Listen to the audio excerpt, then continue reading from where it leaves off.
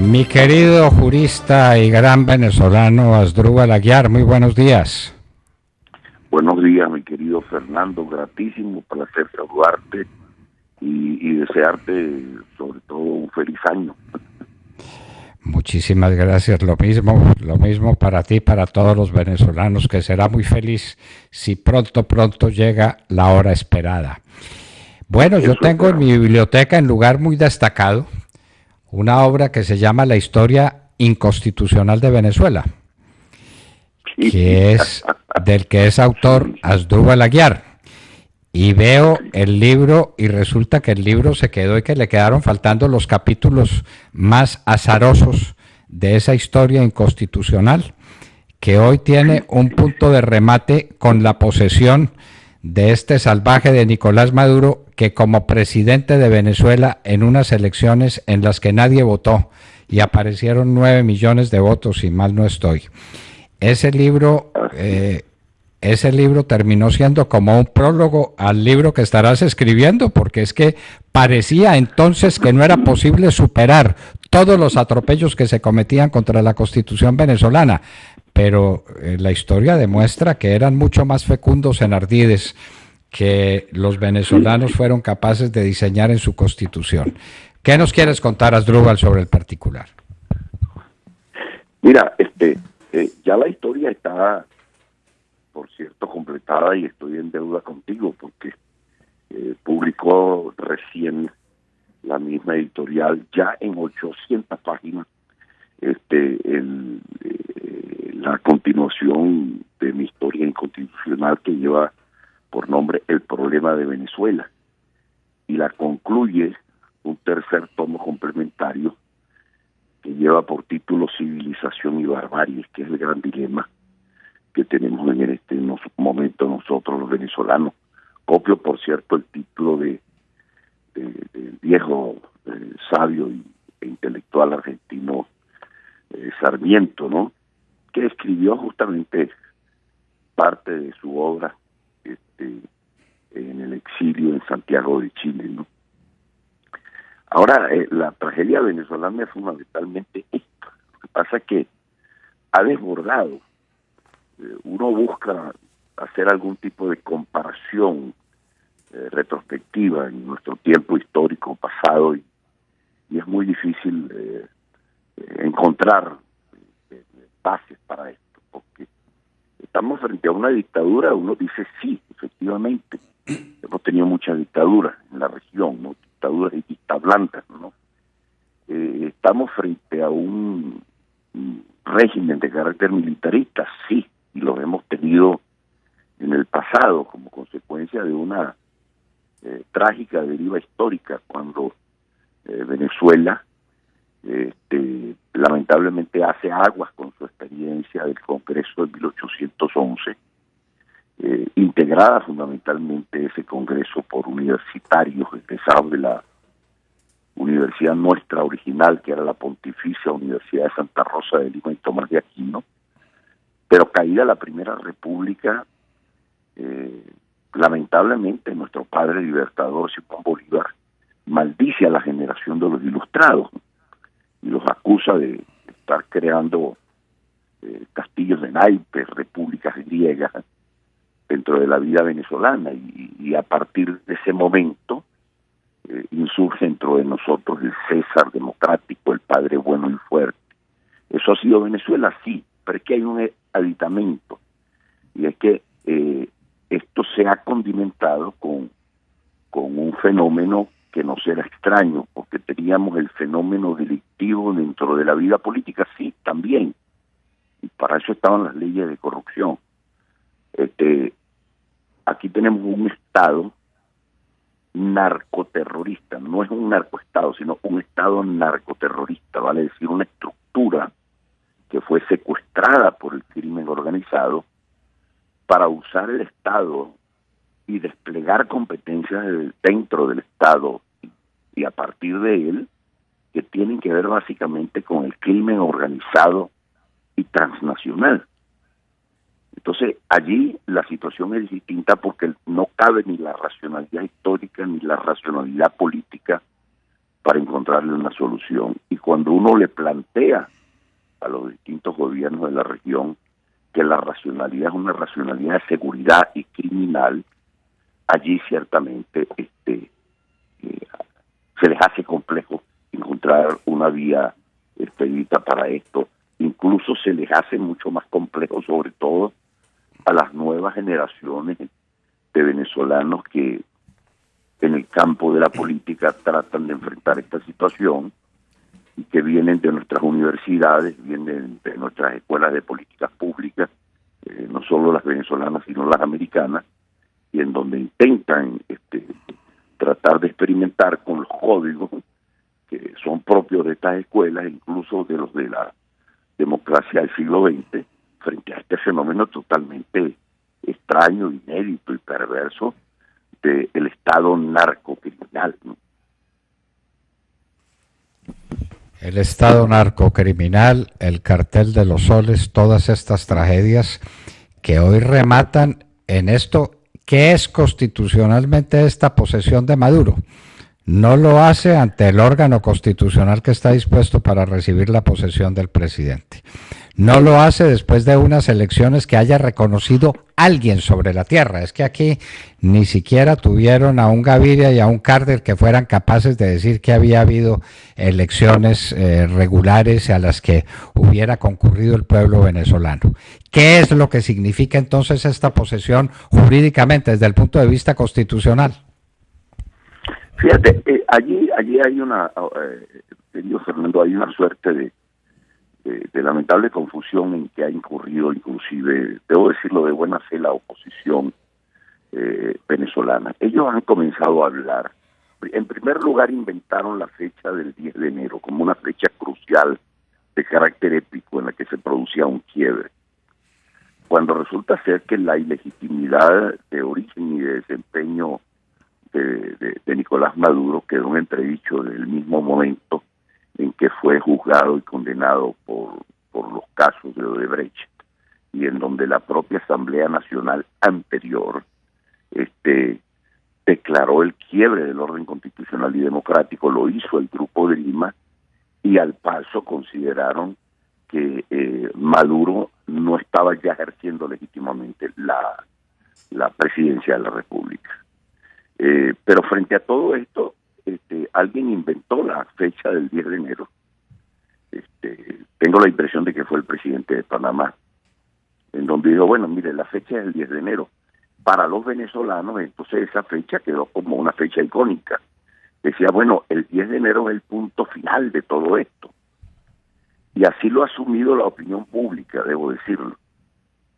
Pero el discurso que uno encuentra recomponiéndose, no, el 10 de enero es el punto de partida para iniciar una gesta. Y allí se habla entonces de la figura de la usurpación.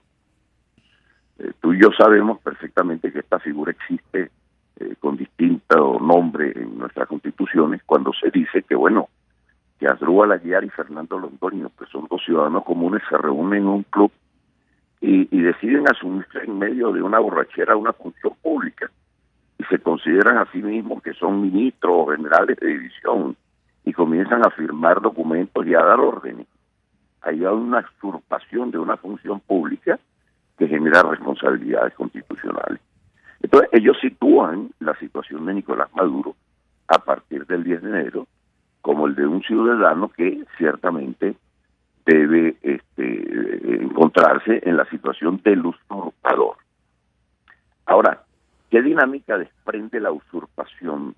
Bueno, yo he señalado categóricamente que la usurpación del cargo lo que requiere es ciertamente dos medidas. Una medida de orden judicial, para ponerle freno a quien está ejerciendo una función pública que no le corresponde porque no ha sido ni designado ni electo para ella, y a lo mejor también un psiquiatra para poder llevarlo simplemente a donde corresponde. Pero eso no resuelve el problema de fondo, porque la realidad constitucional también dice otra cosa de la cual no se ha querido hablar, y es que la Constitución nuestra dice el 10 de enero, y de allí el carácter icónico de la fecha, es la fecha en la que debe tomar posesión el presidente electo de la República. Y esa misma norma dice, si el presidente electo de la República no se presenta a juramentarse, porque efectivamente han habido unas elecciones regulares, competitivas, reconocidas internas e internacionalmente, se produce una vacante o un vacío institucional de poder, en cuyo caso, ipso iure, asume la condición de encargado de la presidencia de la República el presidente de la Asamblea Nacional, quien debe convocar unas elecciones presidenciales dentro de los 30 días siguientes.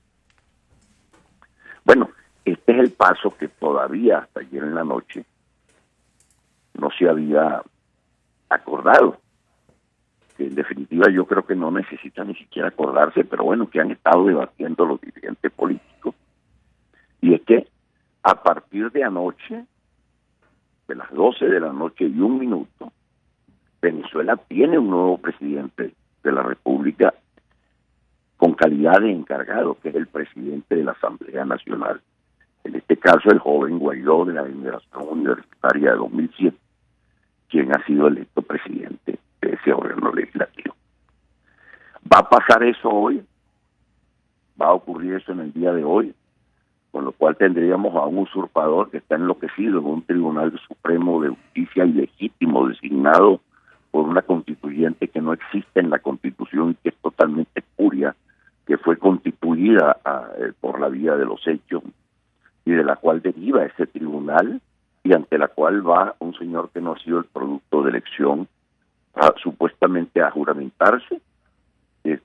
¿Será ese el foco o el foco será la Asamblea Nacional Venezolana, en donde el presidente con carácter de encargado es el presidente de la Asamblea Nacional, que debe hoy mostrarle también a Venezuela los símbolos constitucionales para que parte de la Fuerza Armada o toda la Fuerza Armada entienda que el referente constitucional está ahí?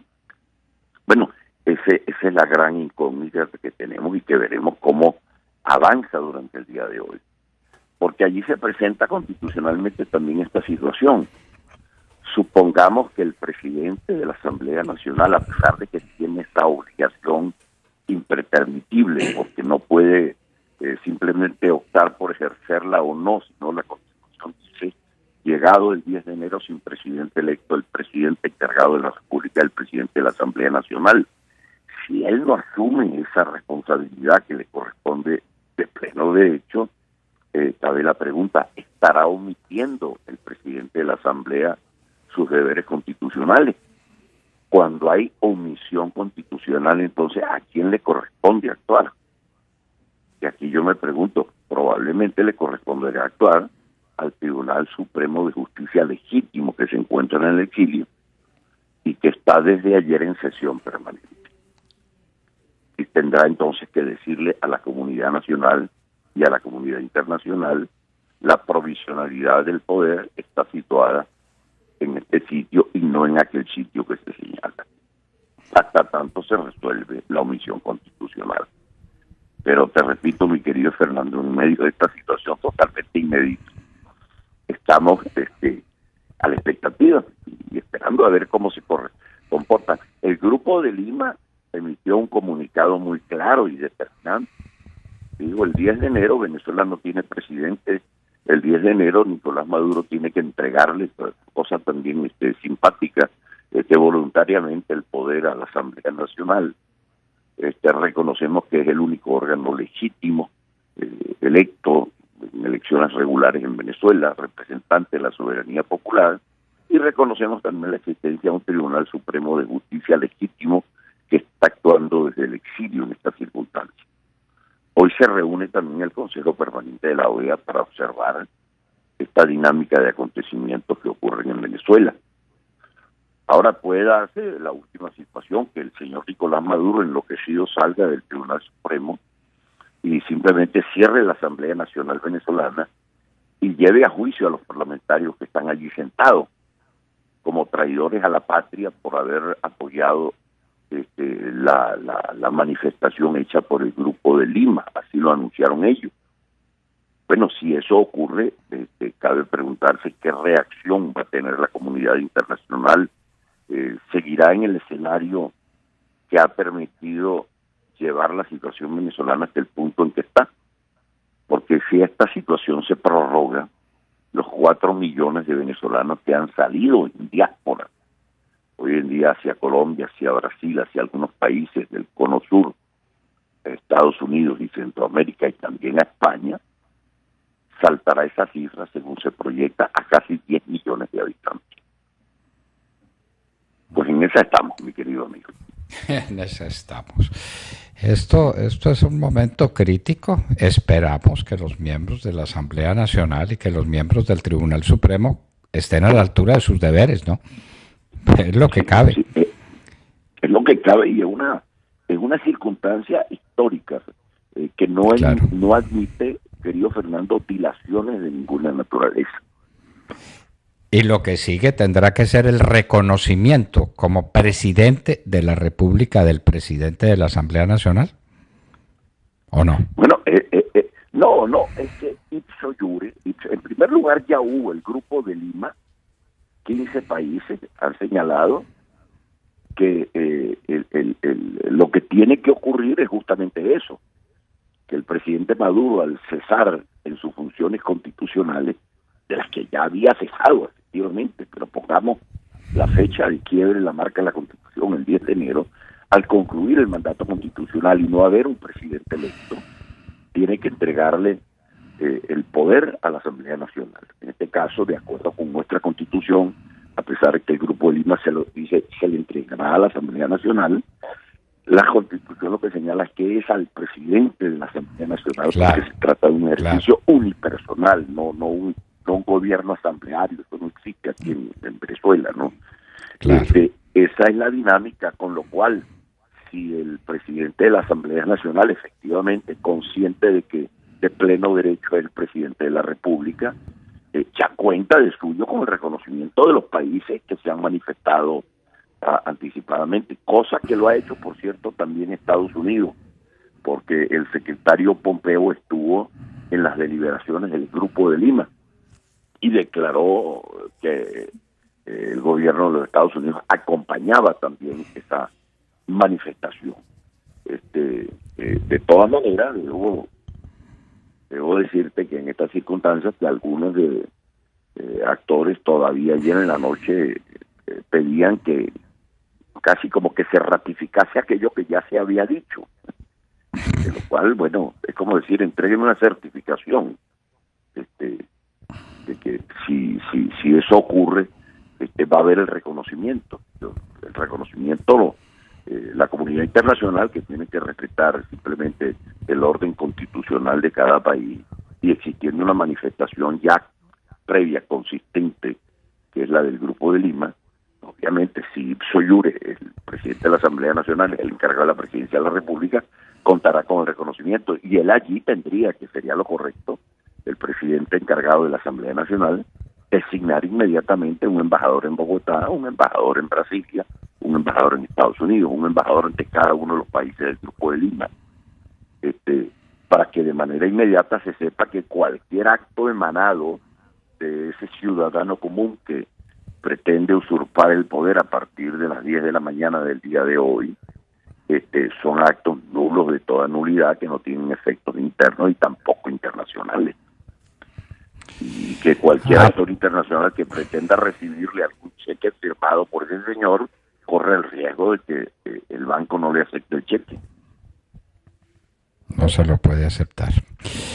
Pues apasionante el día de hoy. Se están jugando muchas cosas.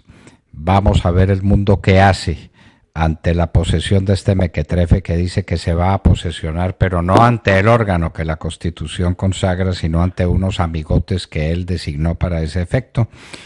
Y como todo respaldo, va a mostrar el respaldo del comandante de las fuerzas militares y de los cubanos que están invadiendo Venezuela y de todos estos bandidos que se apoderaron del más rico país de América Latina, que es Venezuela. Los cubanos, mi querido Fernando, que ya invadieron a Venezuela. Porque que aquí Ya la invadieron, voy a una fecha claro. histórica. En el año 2007, el comandante Rabilero, dependiente del comandante cubano, acompañando a Hugo Chávez en la zona de Mérida, próxima a Colombia, de Venezuela, en la zona occidental, manifestó que para aquella fecha ya ellos tenían 30.000 miembros de los CDR, del Comité de Defensa de la Revolución, instalados en Venezuela. Y no estoy hablando de los médicos ni de los maestros. 30.000 miembros de los Comités de Defensa de la Revolución.